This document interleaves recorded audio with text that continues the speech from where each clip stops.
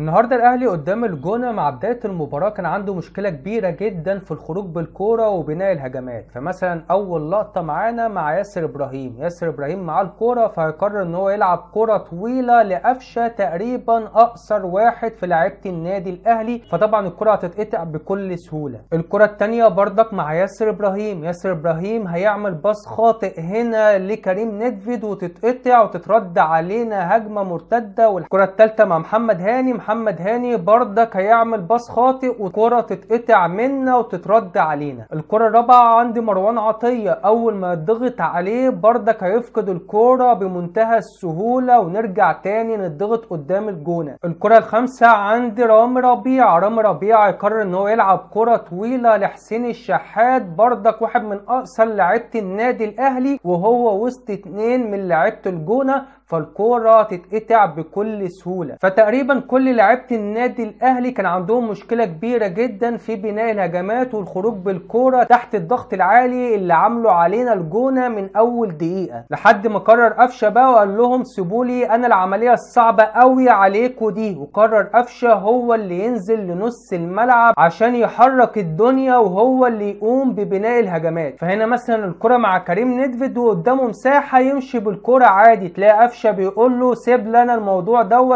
دوت صعب عليك. وفعلا قفشه لما نزل لنص الملعب بدأ يحرك الدنيا وبدأنا نشوف هجمات خطر للنادي الاهلي. وقفشه فضل يحاول على مرمى الجونه لغايه بقى ما عمل الاسيست الرائع لامام عاشور. فبص على قفشه في كرة الهدف هتلاقي الكرة مع كوكا، بص بقى على قفشه ازاي مفضي نفسه وازاي بيوسع لنفسه المساحه وازاي رافع عينه وشايف كويس قوي امام عاشور وهو بيتحرك. واول ما الكرة جات له من لمسه واحده ودى امام عاشور في قلب ال18 عشان امام عاشور يسجل الهدف الاول للنادي الاهلي بمنتهى الروعه. فقفشه النهارده لغايه ما طلع هو كان محرك ودينامو النادي الاهلي تقريبا في 80% من هجمات النادي الاهلي، لان قفشه في 80% من هجمات النادي الاهلي لغايه ما طلع لا اما هو اللي كان بيبدا الهجمه لا اما كان بينهيها، واوقات كتير جدا كان بيبداها وينهيها. طبعا لما تبص النهارده على قائمه النادي الاهلي قدام الجونه مش هتلاقي ولا محترف في القائمه، ولما تبص على الدقه الاحتياطيه مش هتلاقي ولا لعيب في النادي الاهلي قاعد احتياطي ممكن ينزل يعمل لك الفارق لو الدنيا اتصعبت على النادي الاهلي في الشوط الثاني. ده حتى كولر في التشكيله الاساسيه قرر ان هو يعتمد على كهربا اللي هو اساسا مبطل كوره لانه ما عندهوش غيره، وبيلعب كوكا باك شمال وامام عاشور جناح شمال النهارده، فقرر يعتمد على ان الموجود يلعب في اي مكان وخلاص لحد ما ربنا يفرجها والاداره تشوف حل في الوضع اللي احنا فيه. فهتلاقي النادي الاهلي في الشوط الثاني بعد خروج قفشه وخروج حسين الشحات وخروج مروان عطيه النادي الاهلي اتضغط بشكل كبير لان اللعيبه اللي نزلت اقل كتير فنيا من اللي كانوا بيلعبوا. فطبعا النادي الاهلي هجوميا تراجع جدا وامام عاشور حرفيا كان بيحارب لوحده النهارده في اخر ربع ساعه من المباراه. والحقيقه الراجل ما قصرش مع انه بيحارب لوحده، ولكن كل كره كان بياخدها كان بيتقمص دور عنترة بن شداد وبيعدي من كل دفاع الجونه لوحده. وعمل واحده حلوه جدا لعمر الساعي، وعمر الساعي اللي استلمها وتحس ان هو كان هيقع ولكن ربنا كرمه والكره عدت من الحارس بالصدفه والجون بقى فاضي تماما. وبدل عمر الساعي بقى ما يلعبها ببطن رجله الشمال والجون فاضي تماما، فواضح ان هو ما عندوش ثقه تماما في رجليه الشمال حتى لو الجون كان فاضي، فقرر ان هو يلعبها بوش رجله اليمين فبتيجي في العارضه بالشكل الكوميدي اللي احنا شفناه. وفي الهدف الثاني امام عاشور هو اللي بدا الهجمه وخد الكوره وعدى واخترق ما بين اتنين وزق وكمل في نص ملعب الجونه، وبالرغم التعب الكبير اللي بذله امام عاشور كمل في ال18 وخد العرضيه الممتازه من كريم الدبيس عشان يسجل الهدف الثاني للنادي الاهلي.